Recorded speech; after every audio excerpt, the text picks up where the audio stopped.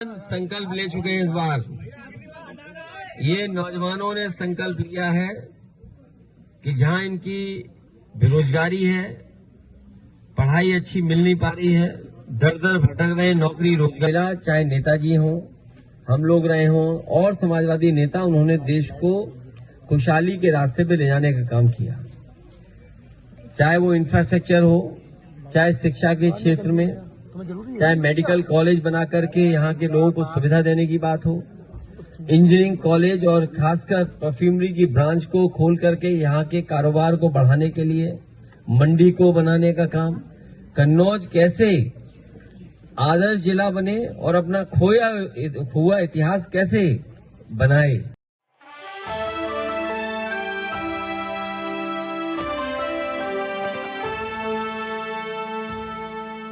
ये अग्निवीर व्यवस्था, ये नौजवान संकल्प ले चुके हैं इस बार।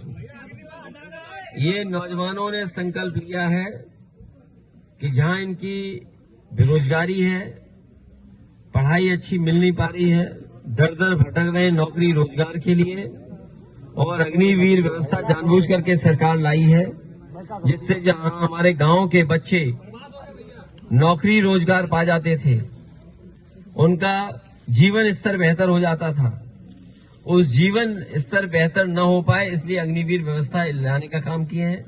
समाजवादी सरकार ये संकल्प दिलाती है नौजवानों को। आज गणतंत्र दिवस के दिन जिस तरीके से फौज की पहले भर्ती होती थी, वैसे ही भर्ती होगी। अग्नि व्यवस्था हमेशा हमेशा के लिए खत्म की जाएगी। आज पूरा देश गणतंत्र दिवस मना रहा है और इस देश को और कैसे मजबूत किया जाए, इसके लिए हम सब लोग संकल्प ले रहे हैं। देश की खुशहाली के लिए, देश की तरक्की के लिए और देश के लोगों को आगे बढ़ाने के लिए समाजवादी पार्टी के लोग हमेशा उन जनता के साथ हैं और जो भी काम कर सकते हैं, देश कैसे मजबूत हो, उस दिशा में लगातार काम करते रहेंगे। और जब भी समाजवादियों को मौका मिला, चाहे नेताजी हों, हम लोग रहे हों और समाजवादी नेता, उन्होंने देश को खुशहाली के रास्ते पे ले जाने का काम किया। चाहे वो इंफ्रास्ट्रक्चर हो, चाहे शिक्षा के क्षेत्र में, चाहे मेडिकल कॉलेज बना करके यहाँ के लोगों को सुविधा देने की बात हो, इंजीनियरिंग कॉलेज और खासकर परफ्यूमरी की ब्रांच को खोल करके यहाँ के कारोबार को बढ़ाने के लिए मंडी को बनाने का काम, कन्नौज कैसे आदर्श जिला बने और अपना खोया हुआ इतिहास कैसे बनाए, उस दिशा में समाजवादी पार्टी की सरकार में इस जिले के लिए महत्वपूर्ण कदम उठाए गए।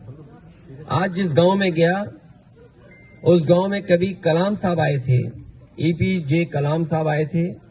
उन्होंने सौर ऊर्जा से गांव को बिजली देने का जो इंतजाम किया था, बिजली मिल रही थी, आज बिजली बंद हो गई मिलना, और इस सरकार ने उस कारखाने को, उस प्लांट को चलाया भी नहीं।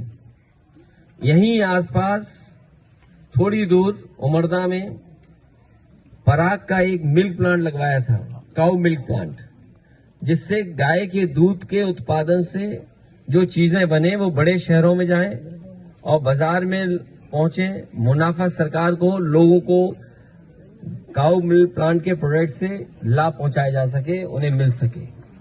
वो भी काऊ मिल्क प्लांट बंद कर दिया।